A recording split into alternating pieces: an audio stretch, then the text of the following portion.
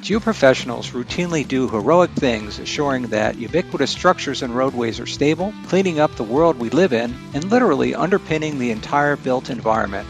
They do it so well, what was once miraculous is now routine. In short, geoprofessionals are a culmination of the master builders from days of yore. Behind all this practical magic are seemingly normal people. As you learn more about them, you will see they are actually quite exceptional. Not only are they technically proficient, they are successful business people, counselors, futurists, and community leaders having overcome many challenges to get where they are today. This podcast is about these people. What makes them tick? How did they get where they are? What do they see for the future? Please tune in and join me as we get to know some of these exceptional GeoHeroes.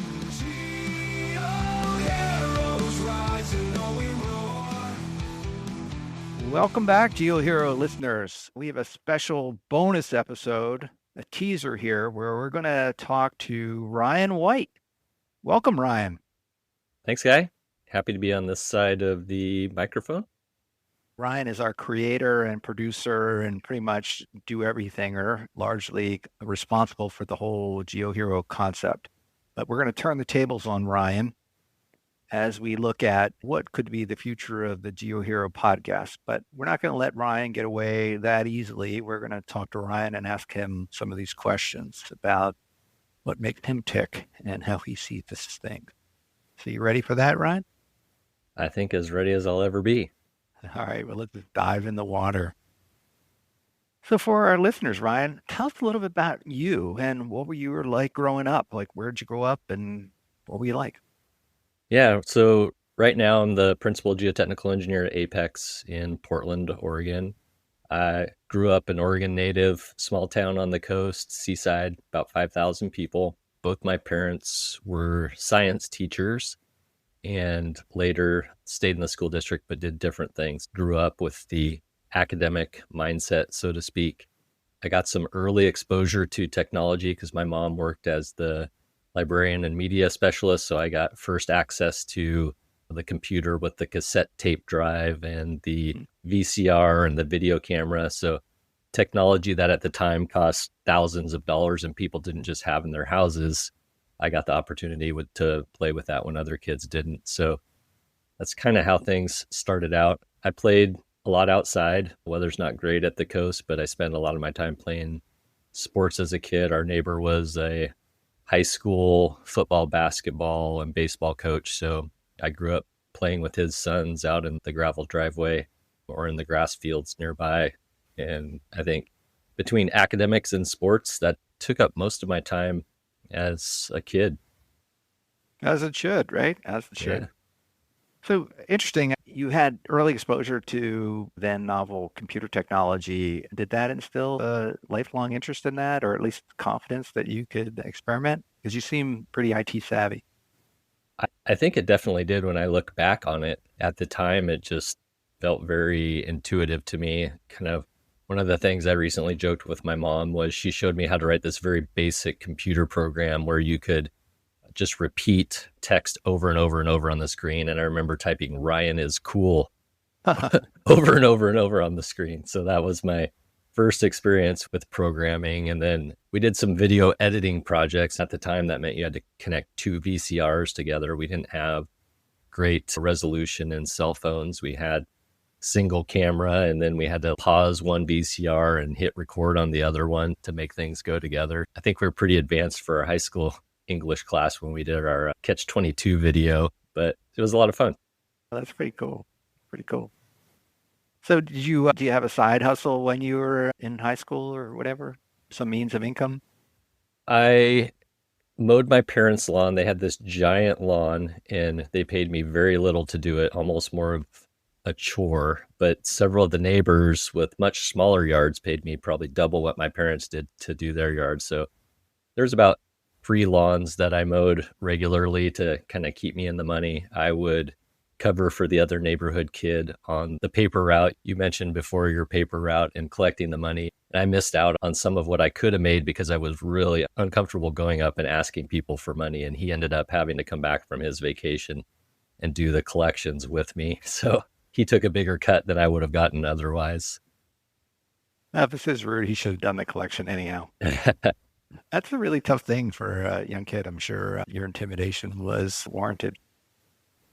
Yeah, it was definitely something that was scary and hasn't always been my favorite part of things, especially the asking for money. I think I've become a lot more comfortable in my current role. I want to get into that later. I think I'm going to just hold off on that just for a second. But we're from different generations, Ryan. So I think part of the interest for me and hopefully our listeners is to see how you experience our geo profession perhaps a little bit differently than I did. I mean, for one, my computer story is different than yours because they didn't exist when I was in high school. But I think there's a whole lot more to it. So what you're uncomfortable with as you're in the moment, in the practicing, I think is going to be maybe relevant and something we can explore in this podcast. What do you think? Yeah. Yeah, sounds good. A little therapy session. Yeah, a little bit. So when we get to that part, I'll ask you to lay down on the couch. But not yet. Okay, you're good at science and you have technology, and somehow you must have pursued a geoprofessional degree. How did you decide where you're going to go to college, and how did you pick your field of study? Yeah, like so many people I think you've talked to, I didn't really have a plan. I didn't really know what I was doing. I was very academic. I was, a small school, but one of the top academically, not valedictorian or anything. I think I ended up getting a B plus in something. School was always really important. Both my parents had master's degrees in various things, and there was just never any question I was going to go to college. So I was actually a good student. I actually did better when I was playing sports and was busier, which was interesting to my parents because they thought when I had less time, I would do worse. But I think I had to be a little more careful with how I spent my time when I was busier. So I was pretty good at managing my time at a young age. I really enjoyed physics and calculus, like many of us nerds do. And I think what led me into civil engineering my senior year, we had to do some sort of project for physics. And I had a great teacher, and he mentioned this balsa wood bridge building competition that was held at Oregon State. And so I didn't know anything about the science of statics or anything at the time, but I just looked up a bunch of pictures of bridges and I mimicked those with balsa wood and glue. And I actually had mono at the time. And so I sat at home and built all these bridges while I couldn't be at school, and went to Oregon State. And at the beginning, our bridges were doing really well. We had no idea what we were doing, but they were holding a lot of weight. Unfortunately, people with, I would say, teachers that gave more direction on statics and where to put certain types of supports ended up winning that competition. But that kind of spurred an interest for me. I mistakenly thought that bridges and structures were mechanical engineering. There weren't resources. There wasn't the internet to tell you even what engineering was. And so I'm like, yeah, I'm going to go into engineering. I'm going to do mechanical engineering. And found out that that meant you design bolts and screws and sit at a desk all day. As soon as I heard you sit at a desk all day, I was out. So I had progressed enough in my engineering curriculum that I realized that bridges were structural engineering. So I'm like, okay, structurals and civil, I'll pursue that.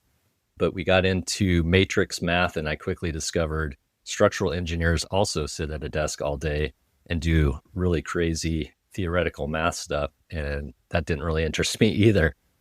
I had a professor in my introductory geotech course. It just came very intuitively to me. He was a really good professor, used sort of current practice as training material. And I like the idea of factors of safety of 3. You don't have to go to 3 decimal places. And so I graduated with my bachelor's in civil, not prepared to pursue life. And so I traveled a little bit and ended up coming back to graduate school at sort of his request. He didn't have any research opportunities, but he gave me a few side projects to help supplement my graduate degree. That's sort of how I ended up in geotech, was purely by misunderstanding what engineering was. That's a great story. I hope the career materials have improved since then, but I don't know. Well, I think it's a lot easier to figure out what a mechanical engineer does these days than it was for me back then. I hope so. Okay, so you're coming out with a master's degree, and you're entering the job market. What's in your head at that time? Tell us about how you moved into your career and through it. So, sort of accidentally being successful. So, I was actually in grad school, finishing up grad school, and I sneezed hard, had a collapsed lung, right? So, this is the Oh, craziest thing. Apparently, it happens to thin young males. You get a bleb on your lung and you build up pressure and collapses your lung. Didn't know what happened. Went to the doctor. He misdiagnosed me, sent me home with some codeine. They were relieved when they called me in the morning and I was still alive because I was basically breathing off of one lung. so this is really serious then. Yeah, well, apparently it didn't occur to me until later that like, oh yeah, if you would have been a smoker or less healthy, you could have suffocated in your sleep. I'm like, oh, Oh my God. that's unfortunate. So as a result of that injury, well, I was supposed to go with my parents to travel in England that summer. I couldn't fly. And so I was scrambling to figure out what I would do for the summer. And my geotech professor said, oh, there's this company that's starting up and they're looking for people. And that was a new company at the time called Geodesign. It was several folks from geoengineers in the Portland area that had started it up. So I went in with my shirt and tie to interview, and they were wearing shorts and Birkenstocks, and there's about 4 of them in the room with me, joking with each other, throwing things at each other. And I was trying to be all proper as I was trained to do in my professional interviews. And I found it a totally unnerving experience. But also I realized that, oh, wow, these might be some of the coolest engineers I know. They're not wearing suits and have slide rules in their pocket. So I did end up getting a summer job with them. So that ended up being a lot of density testing and construction observation that first summer. And then I was able to work there a couple days a week while I was finishing up grad school. Then I started full time there when I got done with grad school. So you felt like it was a good fit from the beginning? Yeah, because it was sort of this startup, there was a lot of really good energy, right? They were still building out the lab, they were still figuring out processes and developing report templates and things like that. There was sort of this exciting hum through the office because they were working really hard to bring in projects and keep things busy. So it was an exciting time. There was a lot of collaboration. This was all pre-internet too, so we used to send our DFRs out via fax. Back then, we did have computers to type them out, but we were faxing our DFRs, and we actually had to visit the site instead of look at Street View to see what it was going to look like for our explorations. That's crazy because I forgot you could even do that. So let's go through your progression. You're in entry-level job. Now you found a full-time job. You're doing interesting things. How did you progress to be a senior principal geotech? Because it was sort of a small startup, I was given a lot of autonomy pretty early, maybe earlier in my career than most people might have. I was managing projects with only 3 or 4 years of experience. There was 3 or 4 principals that sort of made up that practice, and we all kind of worked with 1 or 2 of them. One of the guys I worked under became one of my mentors and then later started his own company where I went to work. But I'm trying to think back what I learned. I know back then I didn't have to keep a calendar. I would have 3 or 4 site visits lined up every day, kept it all in my head. It goes to show that when you have a lot less responsibility, it's a lot easier to keep track of what you have going on. I remember buying my first Palm Pilot that had the ability to sync with your email and your calendar to keep track of things. I think just given that I had a lot of responsibility early on, I had some great mentors helping me through that process is what set me up for early success. So it was like being really busy when you were young with sports and school to do better. You were busy, had a lot of opportunity. You think that helped you? Yeah, I think I was pretty good at managing my time. So I think that really helped early in my career because it allowed me to do a lot of things and be productive in terms of doing analyses, writing reports, keeping my bosses happy, so to speak, make them look good to their clients. So I think being able to produce a lot when you have the energy and you're young, I think contributed to being able to be successful.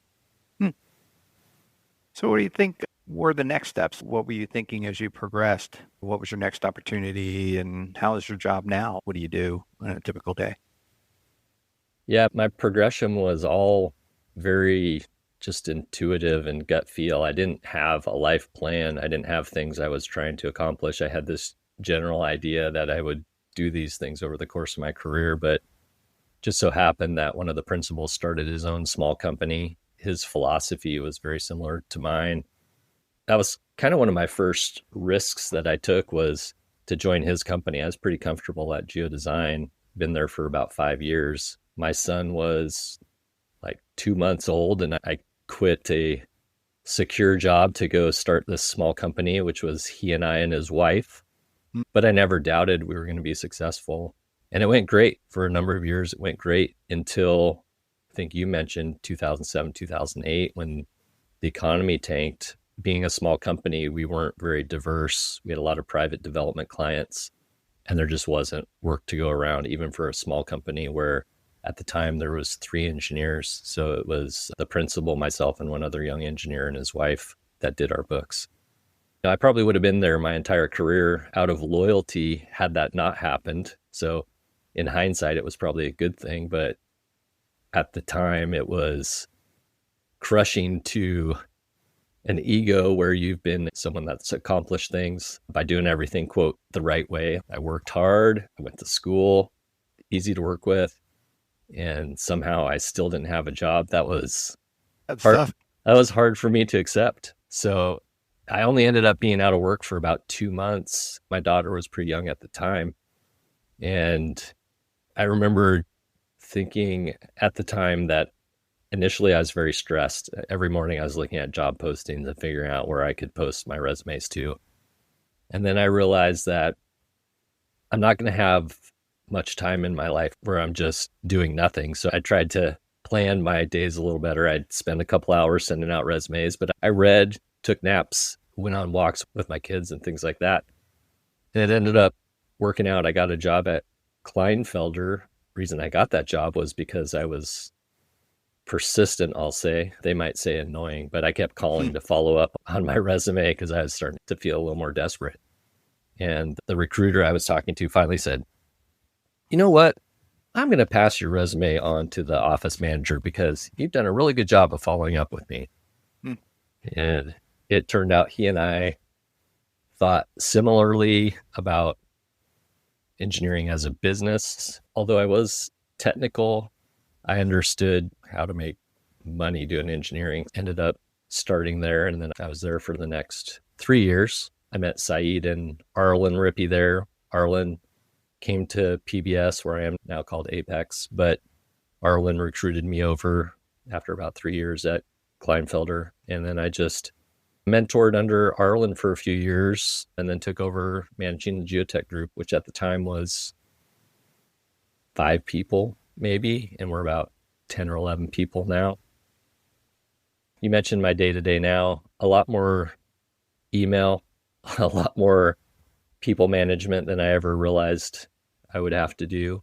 I went into engineering and was successful because I was good technically, but what got you here won't get you there kind of thing. I've had this new skills in order to be successful managing a diverse group of people, working as part of a multidisciplinary company with a bunch of different services that we have to integrate with, and then also getting our own work and serving our own clients. My day-to-day is spent largely doing people management, keeping tabs on projects and doing some project management, and thinking long-term about how to continue to put the right chess pieces in the right place. Hey, before we leave the biographical piece of this interview, Ryan, I happen to know you have some interesting hobbies. Would you like to share any of those with our listeners? Oh man, I'm not sure. There's so many. I'm not sure what you're referring to. A 3D printer I play with. I do some other podcasting stuff on the side, as it's kind of been a hobby to me. So learning to develop and use new tools to do that better and more efficiently has been really fun. I think you might be talking about my pumpkin paddling, maybe. Yeah, I don't know. That was one of the things I was thinking of. Yeah. My wife is an artist and an art teacher at the high school, and she does the poster for this event called the Giant Pumpkin Regatta. So Tualatin, where I live here in Oregon, has this community event every October where they bring in these giant pumpkins. There's competition for the largest pumpkin, but they hollow these out and there's different races. And I've been doing it for probably somewhere between 10 and 12 years. I took a year off here and there. I've had pretty good success at winning. I probably won 7 or 8 times. I think I've lost track, but yeah, imagine me dressed up as Captain America paddling a 1,000+ pound pumpkin around a lake that's bordered by tons of fans. My strategy was that no one's going to cheer against America. That might be different now, but that was my strategy for getting the crowd engagement, that all the kids and the parents were going to be cheering for me. So that helped motivate me. So you think that was your key to success, having the fans on your side? I think that definitely helped. One thing is most people don't do it every year like I do. So they think it's some novel thing to participate in. I'm locked in. I'm figuring out how to win, being strategic. I make my way to the front. I look for the quote good pumpkin. And I'm not just out there to have fun. I'm a little bit competitive. Well, then I won't ask you to give away your pumpkin racing secrets. But I think it's a great example of how geoprofessionals are diverse and have lots of outside interests. And I just couldn't let the interview go without asking about that. Okay, well, now I'm going to ask you to lie down on the couch, and we're gonna do some self-study of the geoprofession. So as you look at your career, what are the things early in your career, Ryan, that you felt like you're glad you did and really help you where you are now? Yeah, I think one thing that served me well was just being willing to do things, especially things other people might not want to do. There's always things that have to be done that aren't the most fun. So I think for me, being the person that was willing to do those things, I feel like it was something that was said to me by a mentor early on, is if you're willing to do the things that other people won't do, you continue to gain experience that they don't have, and exposes you sometimes to people you wouldn't normally work with. I'm not sure what that specifically is, but I feel like I was always willing to volunteer for new things or take on new assignments. I think I actually learned that lesson when I was bussing tables as a young kid, when I thought I was doing my job by showing up on time and working my hours. And then I realized some other kid that had been bussing tables was now working in the kitchen. I was like, wait, what, how did he do? I did all the things, and it's because he was putting in the extra time. I would have him cover a shift for me. I'd be like, hey, I'll cover one for you. And he's like, no, you don't have to. So he was getting extra shifts by taking mine when I couldn't. He was spending time talking to the cooks, and he got promoted to be sous chef or whatever. And meanwhile, I'm still out buzzing tables. So I realized that just doing what's expected of you isn't going to be all it takes to get where you want to go. Yeah, but if you had done that, then you would have been the sous chef and you'd be on the Bear right now. Oh man, I love the Bear. I wouldn't mind that. It could have gone down a different path. You talked earlier about your introduction to technology relatively early in life and using it to pragmatic ends. Has that stayed with you, and do you feel it helps you now? Yeah, for sure. I've always had computers. So at a young age, because my parents were teachers, I got the teacher deal on the Apple IIe computer. So I had my own Apple IIe computer and took a programming class at the community college in the summer just for fun, right? Pretty nerdy. And I had a group of friends that we were all into computers and doing weird things with them, trying to learn stuff and just playing around.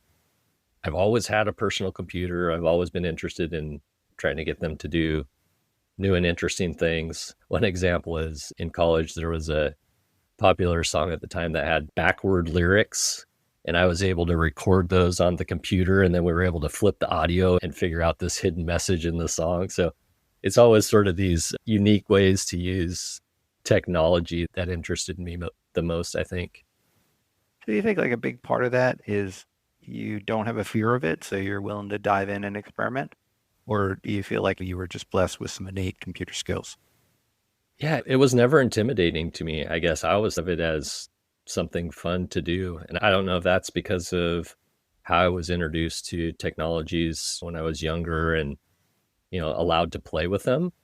So it wasn't like they were treated as this, like, be careful, don't break it kind of thing that might make you less likely to experiment. For me, it was just another form of play, I think. Do you see that in the workforce today where maybe a less experienced generation from an engineering perspective is more comfortable with technology? You're sort of in the demographic middle. Do you see very different attitudes towards embracing technology and experimentation or reluctance to try? What's your perspective on that in the profession? Yeah, I found it really depends on the people because I've worked with some pretty senior folks that are pretty savvy in technology, whether it's with their phones or with their computers. And then similarly, I've seen younger people less proficient at things. So I think it really depends on the individual. I don't think I could classify that by age or demographic necessarily because I've seen so many people that sort of break the mold. That's interesting because I think there is that sort of bias out there. And you're right. I guess it comes down to people all the time. So, how do you see technology engaging in the geo profession? Do you see us being taken over AI? What does the future look like in terms of technology in the geo profession? Yeah, we talked about some really out there ideas at the Crystal Ball workshop recently. And to me, it's exciting and cool. I'm not afraid that our jobs are going to disappear because of AI. I think we're definitely going to do things differently as a result of new technology. And I think to your point, when I talk to you, is our job is just going to look a lot different. Maybe we have the energy and time to put into more of the client management and the strategy behind what we do versus spending our time collecting samples and doing the analyses that maybe gets more refined and completed with some form of automation or AI using existing data. So I don't see our job going away. I see it just becoming maybe different in terms of what's important, what's emphasized. What do you think the key skills are that we need to maintain going forward? I think people just need to be open. I think if we put our foot down and say no one can do what I do as an engineer, we're going to miss the boat because I think we can definitely continue to do what we do, but maybe improve the way it's delivered, improve the way we collect information. So I don't think what we're doing is going to go away, but I think technology is going to make certain parts of our job more efficient so that we can focus on the more unique aspects of what we do, kind of what we were trained to do. You know, we're not out collecting samples and drilling maybe as much, but focus on how do we get the client exactly what they need? Can we get it to them faster because of technology, or can we improve the quality of what we're giving them because of technology? I think that's kind of where it's going. Any other bigger thoughts on the profession, Ryan, from your perspective? How do you see the geo profession today? Is it an attractive career? I feel like there's lots of reasons for people to enter this career, which they're concerned about. Just anything generally you want to speak to? Yeah, for me, part of what led me to geotechnical engineering was the opportunity to be outside and interact with the natural environment. And that, to a certain extent, I don't think that will go away. That's always going to be what we do. I think it's going to look a lot different than when we were in school. I think things like programming that we took and never used is going to become a lot more important part of what people do. I see companies kind of morphing into almost more of technology companies that do engineering versus an engineering company that has a Microsoft subscription to do what they do. I think the requirements in the future are going to be that companies have to do more of that internally to be successful, maybe. But I honestly think it's still a great profession. I think the fundamentals of what we do aren't going to change. Soil mechanics are what they are. And so I think for young folks that are interested in math and science, especially if they're interested in the built environment and the outdoors, I think it's still a great profession. So if there are parts of the profession or your job today or through your career that you wish would go away, what would those pieces be?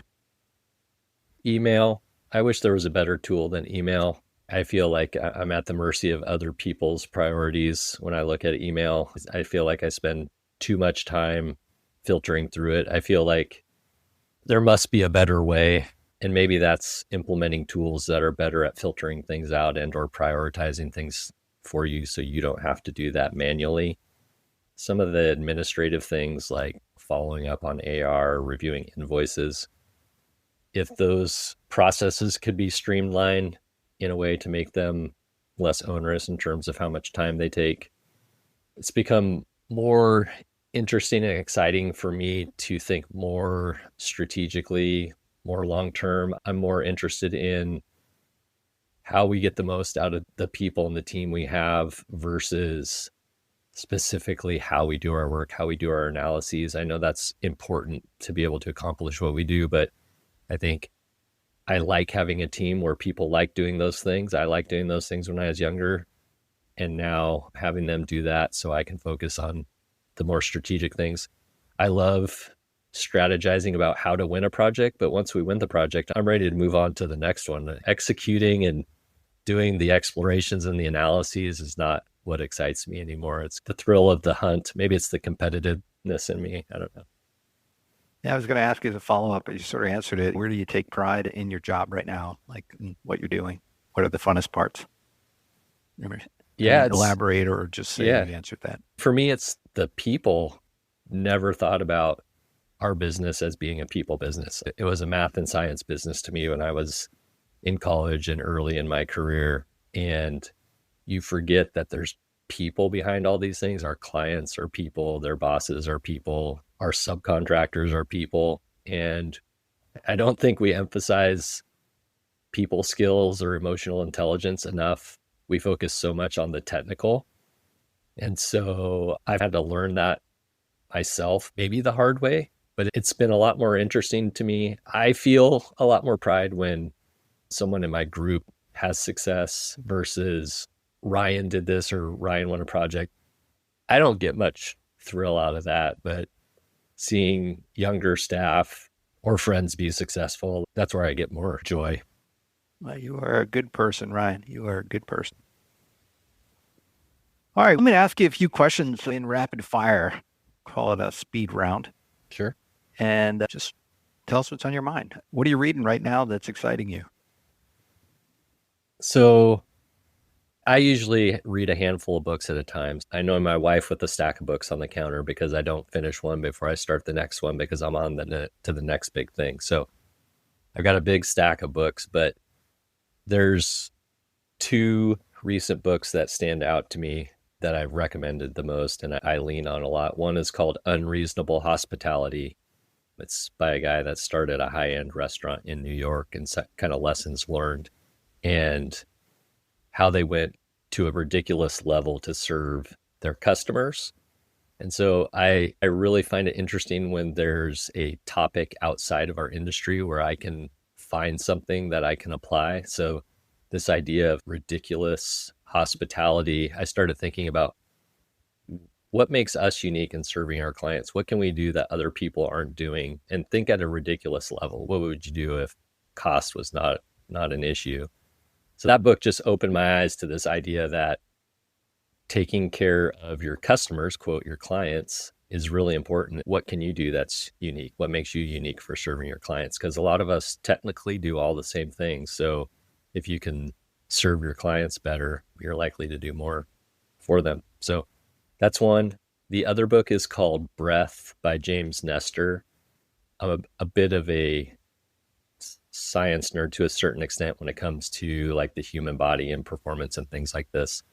And it's all about breathing. And I think the biggest takeaway from that is breathing through your mouth is not physiologically healthy for you. Breathing through your nose is a lot better for you. That's kind of the bottom line of the book.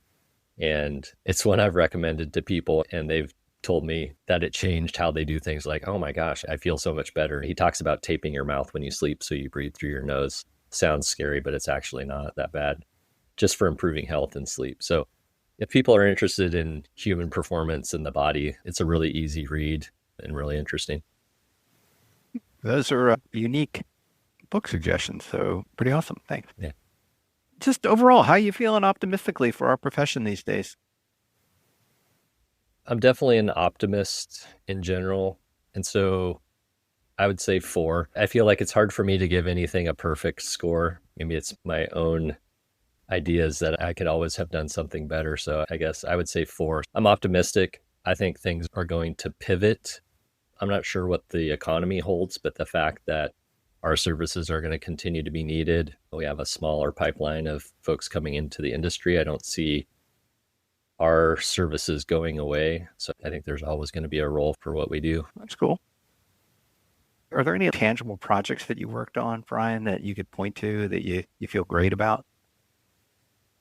Some accomplishment for humanity that I just really don't think about projects that way, it's kind of humbling when you take your family around and you point to a project and you're like, I worked on that project, and it's like some 8-story high rise with a 2-story basement. And they go, oh, what part did you do? Did you do the building, or, that the cool windows? And you're like, well, you can't see what I did. It's buried, but it was really technical and cool. I think a lot of people can empathize with that, right? Like, it's there. What is it? Did you do that? No, not that part. Yeah, I surfed for a while, and I'd come home so excited, and I'd explain this perfect wave to my wife, and you could tell she lost interest, and her eyes would roll back in her head pretty quickly. And I feel like it's the same thing when I try to explain geotechnical engineering to my family and friends and why this project is so cool. I lose them pretty quickly. So yeah, I don't think about projects that way. I guess I don't take a lot of pride in it. If anything, it would be building a group has been a fun and challenging thing. Building a network in GBA has been pretty cool. Everybody talks about the networking of GBA, but it's really been, I don't want to say important, but yeah, for this sort of next part of my career, it's been really rewarding to learn so much from so many people from different backgrounds across the country, different size companies. It's been super valuable, and it's been fun to be a part of that. Yeah, that's pretty cool. These are great points, Ryan. And, this is the GBA GeoHeroes podcast, so we should take a moment there to reflect on the ability, the platform GBA has given us here. Okay, when you look back on your career through now, is there anything you'd do differently with benefit of hindsight? I've thought about this question a lot because I've heard so many people answer it. And I think I agree with a lot of people who've said they wouldn't change anything because the bad things are what got us here. And I definitely agree with that. I never would have picked this path had it not been for some of those negative experiences, losing your job, collapse a lung, sound pretty terrible. But in hindsight, those things served me well. So, not having those happen, I might be in a completely different place than I am. The one thing I do think about often is, should I have done something else with technology? Would that serve me better now had I followed that path? In grad school, I remember I built a web page for one of my projects, and the professor was like blown away because it was early days of the web, and I taught myself HTML. And then I remember giving a presentation where we didn't have the ability to project slides from a computer yet, but what we had was an overhead projector with this device that you hooked up to the computer that you put on the overhead projector to show your slides, and I was like the only one to do that. And so I've definitely incorporated technology into what I do. So I'm not sure it's limited me in any way, but that's the one thing I do wonder, would I been somewhere else had I followed more of a computer science or technology driven course? Yeah, it's fair to see how you would be thinking that. It's been a pretty transformative era there.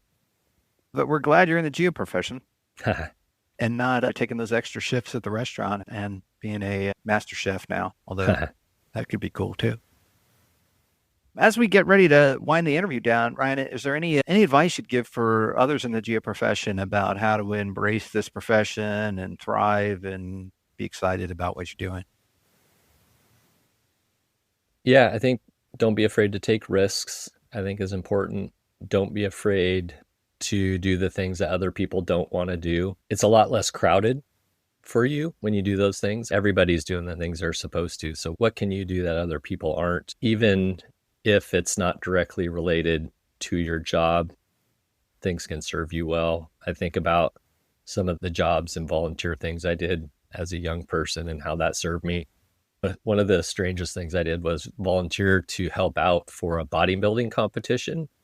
So I was setting up the lights and stuff like that for bodybuilding competition. That was just a volunteer thing because I liked working out and I was at the gym and they were looking for volunteers. But there's all sorts of opportunities where I think you develop skills that you might not otherwise. And I don't think you can set a path and figure out what those are and be strategic about, I'm going to volunteer for this because it's going to give me this skill. I think you just have to follow your interests and don't be afraid to experiment. Good advice. Good advice. So, final word, Ryan, what do you think? Anything you want to tell our listeners before we sign off?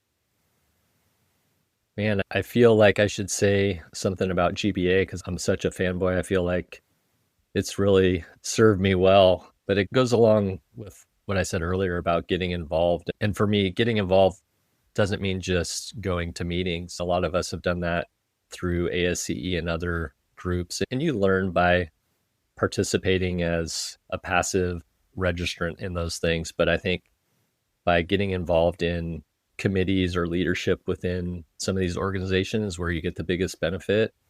And that's served me well, not just with GBA, but elsewhere. So yeah, get actively involved. It's probably not what engineers feel like they should be doing. And in fact, we will go out of our way not to have to talk to people sometimes. So putting yourself in those situations that make you a little uncomfortable, that's when you're going to grow. We don't learn much, unfortunately, when things are going well, because that's what we're supposed to do. It's when things go bad and you get through it that you learn your lessons. And GBA offers lots of opportunities for you to feel uncomfortable with assignments, right? Oh, that absolutely. You can grow from. Absolutely. So before we sign off, just a quick note on the whole GeoHeroes podcast. Again, I mentioned earlier that Ryan was a big part of this and has been the producer and creator.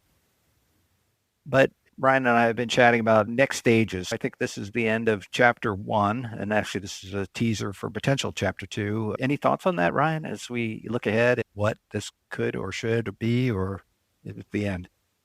Oh, yeah. I feel like there's still so much untapped wisdom within the GBA footprint, right? There's so many great stories, and none have been repeats to date where you think there would be more similar stories that followed the same path, but they were all so unique. So I feel like there's a lot more great information in people's stories that we've left unmined so far.